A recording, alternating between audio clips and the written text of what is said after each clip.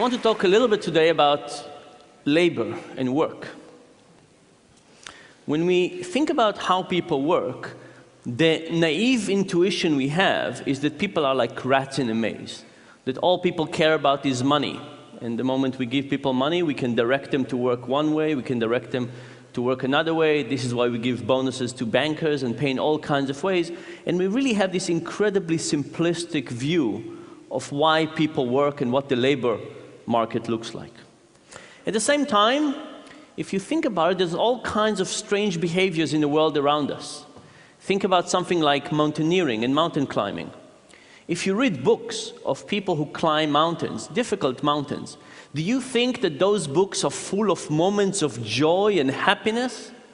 No, they're full of misery. In fact, it's all about frostbites and difficulty to walk and difficulty of breathing, cold, challenging circumstances. And if people were just trying to be happy, the moment they would get to the top, they would say, this was a terrible mistake, I'll never do it again. Instead, let me sit on a beach somewhere drinking mojitos. But instead, people go down, and after they recover, they go up again. And if you think about mountain climbing as an example, it suggests all kinds of things. It suggests that we care about reaching the end, a peak. It suggests that we care about the fight, about the challenge. It suggests that there's all kinds of other things that motivate us to work or behave in all kinds of ways. And for me personally, I started thinking about this after a student came to visit me. This was a student that was one of my students a few years earlier, and he came one day back to campus, and he told me the following story. He said that for more than 2 weeks, he was working on a PowerPoint presentation. He was working in a big bank, and this was in preparation for a merger and acquisition. And he was working very hard on this presentation. Graphs, tables, information. He stayed late at night every day. And the day before it was due, he sent his PowerPoint presentation to his boss, and his boss wrote him back and said, nice presentation, but the merger is canceled. And the guy was deeply depressed. Now, at the moment when he was working, he was actually quite happy. Every night he was enjoying his work, he was staying late, he was perfecting this PowerPoint presentation. But knowing that nobody would ever watch that made him quite depressed. So I started thinking about how do we experiment with this idea of the fruits of our labor. And to start with, we created a little experiment in which we gave people Legos, and we asked them to build Legos. And for some people, we gave them a Lego and we said, hey, would you like to build this Bionicle for $3? We'll pay you $3 for it. And people said yes, and they built this Lego. And when they finished, we took it, we put it under the table, and we said, would you like to build another one? This time for $270. If they said yes, we gave them another one, and when they finished, we asked them, do you want to build another one for $240, $210, and so on, until at some point people said, no more. It's not worth it for me. This was what we called the meaningful condition. People build one Bionicle after another. After they finished every one of them, we put them under the table, and we told them that at the end of the experiment, we will take all these Bionicles, we will unassemble them, we will put them back in the boxes, and we will use it for the next participant. There was another condition. This other condition was inspired by David, my student. And this other condition we call the Sisyphic condition. And if you remember the story about Sisyphus, Sisyphus was punished by the gods to push the same rock up a hill. And when he almost got to the end, the rock will roll over and he would have to start again.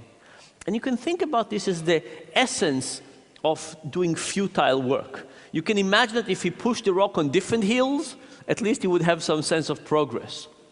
Also, if you look at prison movies, sometimes the way that the guards torture the prisoners is to get them to dig a hole, and when the prisoners finish, they ask them to fill the hole back up and then dig again. There's something about this cyclical version of doing something over and over and over that seems to be particularly demotivating. So in the second condition of this experiment, that's exactly what we did. We asked people, would you like to build one Bionicle for $3? And if they said yes, they build it. And then we asked them, do you want to build another one for $270? And if they said yes, we gave them a new one. And as they were building it, we took apart the one that they just finished. And when they finished that, we said, would you like to build another one? This time for 30 cents less. And if they said yes, we gave them the one that they built and we broke. So this was an endless cycle of them building and we destroying in front of their eyes. Now, what happens when you compare these two conditions? The first thing that happened was that people built many more Bionicles. They built 11 versus 7 in the meaningful condition versus the Sisyphus condition. And by the way, we should point out that this was not big meaning. People were not curing cancer or building bridges. People were building Bionicles for a few cents. And not only that, everybody knew that the Bionicles would be destroyed sooner, quite soon, right? So there was not a real opportunity for big meaning, but even the small meaning made a difference. Now, we had another version of this experiment. In this other version of the experiment, we didn't put people in this situation. We just described to them the situation, much I'm describing to you now, and we asked them to predict what the result would be. What happened? People predicted the right direction, but not the right magnitude. People who were just given the description of the experiment said that in the meaningful condition, people would probably build one more Bionicle. So people understand that meaning is important, they just don't understand the magnitude of the importance, the extent to which it's important. There was one other piece of data we looked at. If you think about it, there are some people who love Legos and some people who don't. And you would speculate that the people who love Lego will build more Legos even for less money, because after all, they get more internal joy from it. And the people who love Legos less will build less Legos because the enjoyment that they derive from it is lower. And that's actually what we found in a meaningful condition. There was a very nice correlation between love of Lego and the amount of Legos people built. What happened in the Sisyphic condition? In that condition, the correlation was zero. There was no relationship between the love of Lego and how much people built, which suggests to me that with this manipulation of breaking things in front of people's eyes, we basically crushed any joy that they could get out of this activity. We basically eliminated that. Soon after I finished running this experiment, I went to talk to a big software company in Seattle. Can't tell you who they were, but they were a big company in Seattle. And this was a group within this software company that was put in a different building, and they asked them to innovate and create the next big product for this company. And a week before I showed up, the CEO of this big software company went to that group, 200 engineers, and canceled the project. And I stood there in front of 200 of the most depressed people I've ever talked to. And I described to them some of these Lego experiments, and they said they have felt like they have just been through this experiment. And I asked them, I said, how many of you now show to work later than you used to? And everybody raised their hand. I said, how many of you now go home earlier than you used to? And everybody raised their hand. I asked them, how many of you now add not so kosher thing to your expense reports? And they didn't really raise their hand, but they took me out to dinner and showed me what they could do with expense reports. And then I asked them, I said, what could the CEO have done to make you not as depressed? And they came up with all kinds of ideas. They said the CEO could have asked them to present to the whole company about their journey over the last 2 years and why they decided to do. He could have asked them to think about which aspect of their technology could fit with other parts of the organization. He could have asked them to build some prototype, some next generation prototype, and see how they would work. But the thing is that any one of those would require some effort and motivation. And I think the CEO basically did not understand the importance of meaning. If the CEO, just like our participants, thought that the essence of meaning is unimportant, then he would care. And he would tell, well, the moment I directed you in this way, and now I'm starting directing you in this way, everything would be okay. But if you understood how important meaning is, then you would figure out that it's actually important to spend some time, energy, and effort in getting people to care more about what they're doing. The next experiment was slightly different. We took a sheet of paper with random letters, and we asked people to find pairs of letters that were identical next to each other. That was the task. And people did the first sheet, And then we ask them if they want to do the next sheet for a little bit less money, and the next sheet for a little bit less money, and so on and so forth. And we had 3 conditions. In the first condition, people wrote their name on the sheet, found all the pairs of letters, gave it to the experimenter. The experimenter would look at it, scan it from top to bottom, say, uh-huh, and put it on the pile next to them. In the second condition, people did not write their name on it. The experiment looked at it, took the sheet of paper, did not look at it, did not scan it, and simply put it on a pile of pages, right? So you take a piece, you just put it on the side. In the third condition, the experimenter got the sheet of paper and directly put it into a shredder. What happened in those 3 conditions? In this plot, I'm showing you at what pay rate people stopped. So low numbers means that people worked harder, they worked for much longer. In the acknowledged condition, people worked all the way down to 15 cents. At 15 cents per page, they basically stopped this effort. In the shredder condition, it was twice as much, 30 cents per sheet. And this is basically the results we had before. You shred people's effort, output, you get them not to be as happy with what they're doing. But I should point, by the way, that in the shredder condition, people could have cheated. They could have done not so good work because they realized that people were just shredding it. So maybe the first sheet you would do a good work, but then you see nobody is really testing it, so you would do more and more and more. So in fact, in the shredder condition, people could have submitted more work and get more money and put less effort into it. But what about the ignored condition? Would the ignored condition be more like the acknowledge or more like the shredder or somewhere in the middle? It turns out it was almost like the shredder. Now, there's good news and bad news here. The bad news is that ignoring the performance of people is almost as bad as shredding their effort in front of their eyes. Ignoring gets you a whole way out there. The good news is that by simply looking at something that somebody has done, scanning it and say, aha, that seems to be quite sufficient to dramatically improve people's motivations. So the good news is that adding motivation doesn't seem to be so difficult. The bad news is that eliminating motivation seems to be incredibly easy, and if we don't think about it carefully, we might overdo it. So this is all in terms of kind of negative motivation or eliminating negative motivation. The next part, I want to show you something about the positive motivation. So there is a store in the US called the IKEA. And IKEA is a store with kind of okay furniture that takes a long time to assemble.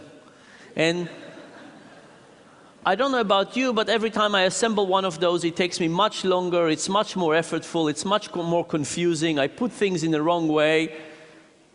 I can't say I enjoy those pieces, I can't say I enjoy the process, but when I finish it, I seem to like those IKEA pieces of furniture more than I like other ones. And there's an old story about cake mixers. So when they started cake mixers in the 40s, they would take this powder and they would put it in a box and they would ask housewives to basically pour it in, stir some water in it, mix it, put it in the oven, and voila, you had cake. But it turns out they were very unpopular. People did not want them. And they thought about all kinds of reasons for that. Maybe the taste was not good. No, the taste was great. What they figured out was that there was not enough effort involved. It was so easy that nobody could serve cake to their guest and say, here is my cake. No, it was somebody else's cake. It's as if you bought it in the store. It didn't really feel like your own. So what did they do? They took the eggs and the milk out of the powder. Now, you had to break the eggs and add them. You had to measure the milk and add it, mixing it. Now it was your cake. Now everything was fine.